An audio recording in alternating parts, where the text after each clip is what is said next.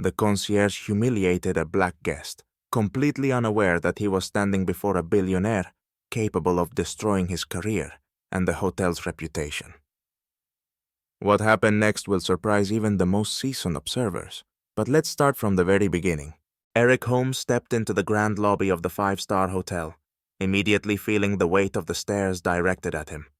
Dressed in a simple leather jacket and jeans, he stood out sharply against the sea of tailored suits and designer dresses worn by other guests. Approaching the concierge desk, he greeted politely and said calmly, "Good evening. I'd like to access the VIP services. I've reserved the penthouse." Jeremy, the concierge, with impeccably styled hair and a perfectly knotted tie, gave Eric a dismissive once-over. His practiced smile vanished, replaced by an expression of cold indifference.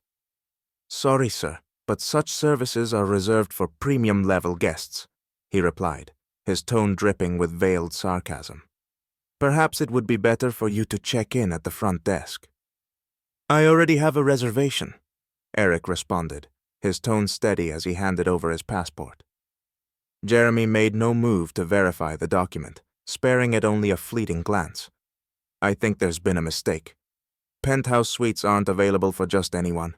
I can suggest a simpler room." Before Eric could respond, another guest, a tall man in an expensive suit adorned with diamond-encrusted cufflinks, approached the desk. Jeremy immediately lit up, his demeanor transforming into one of exaggerated courtesy. "Good evening, sir. How can I assist you?" he said, ignoring Eric entirely, as he turned his full attention to the new arrival. Eric stood quietly, observing the scene without a word. He slipped his documents back into his briefcase and walked away, heading to the front desk. At the reception, the manager confirmed his reservation, but even their expression betrayed a flicker of disbelief, as if silently questioning, "This guest? In the penthouse?" Key in hand, Eric made his way to his room. Anger simmered beneath his composed exterior, but he refused to let it consume him. This wasn't the first time he'd encountered prejudice, yet he wasn't about to let this incident go unanswered. Eric decided not to let the matter go. Returning to the lobby, he approached the concierge desk once again. This time he intended to book a car for an important meeting with a delegation, a luxury sedan included in the VIP services he had paid for. "I need a car for a business meeting," he said calmly. "For half an hour, brought to the main entrance." Jeremy, spotting Eric, rolled his eyes.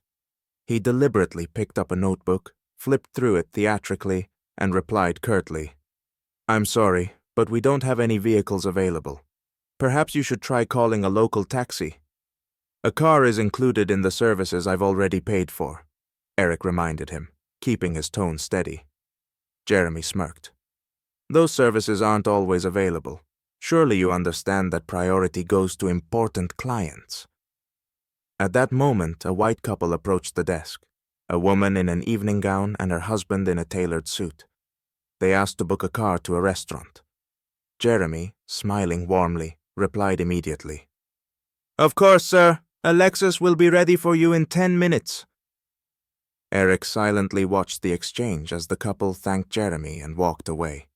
His patience was wearing thin. "Why was a car available for them but not for me?" he asked sharply. Jeremy looked up, irritation clear on his face. "I'm not obligated to explain our internal processes, sir." Several hotel staff nearby noticed the heated exchange, but hesitated to intervene. Eric pulled out his phone and started recording.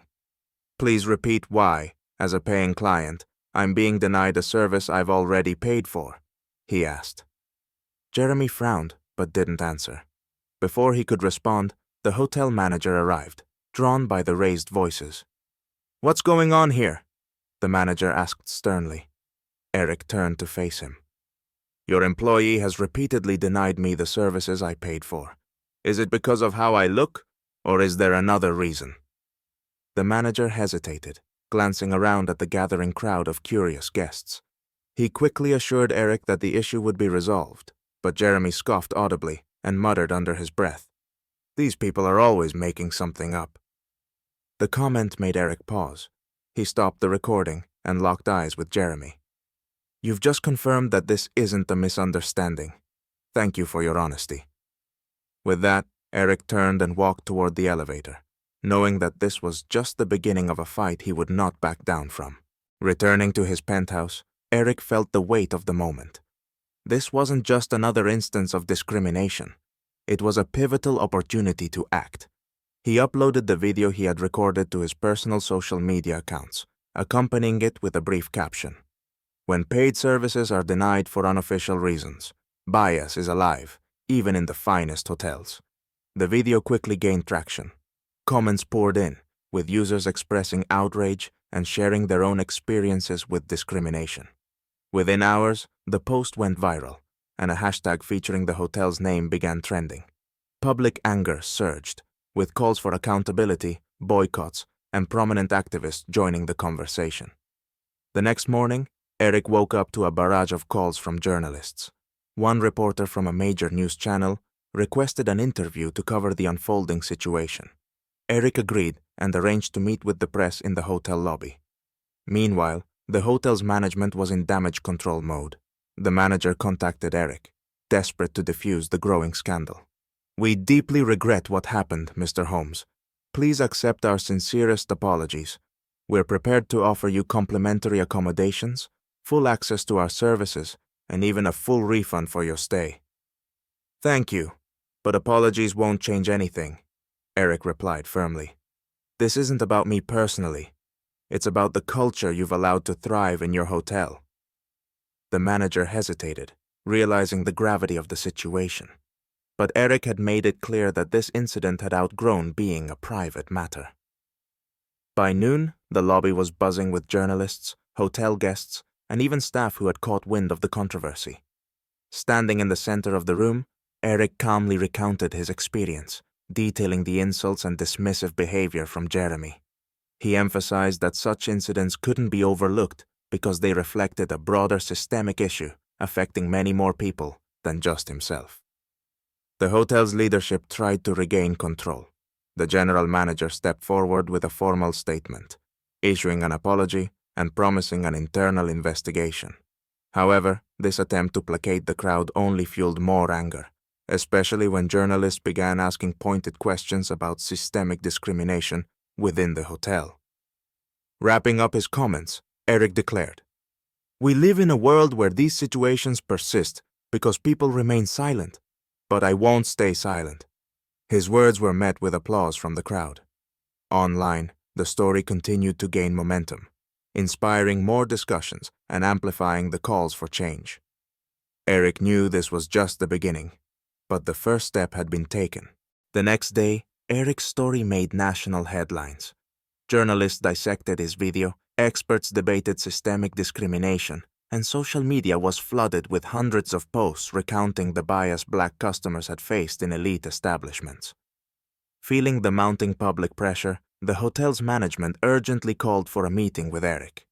In the conference room, he was met by the general manager, representatives from the legal department, and several PR specialists.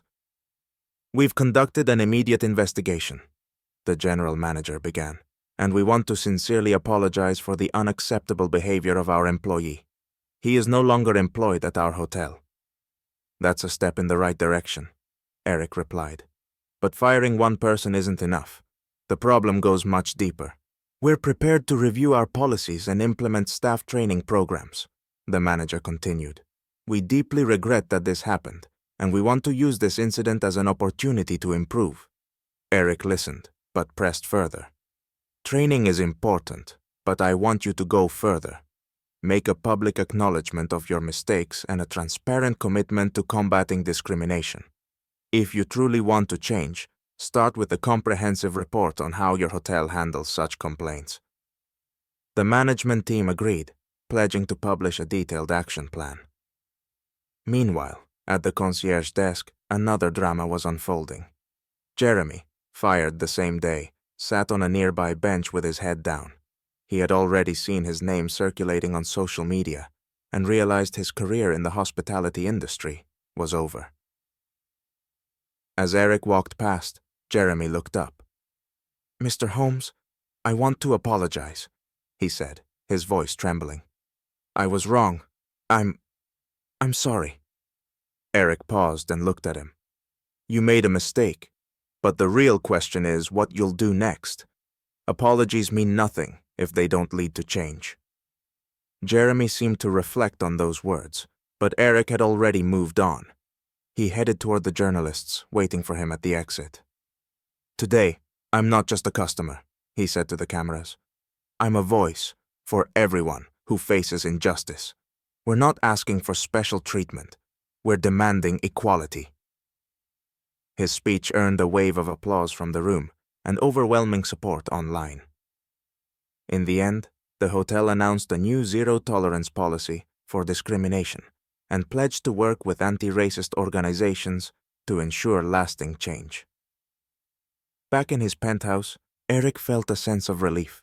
He knew this wasn't the last fight, but today he had won an important battle. Not just for himself, but for everyone fighting for the right to be treated with respect.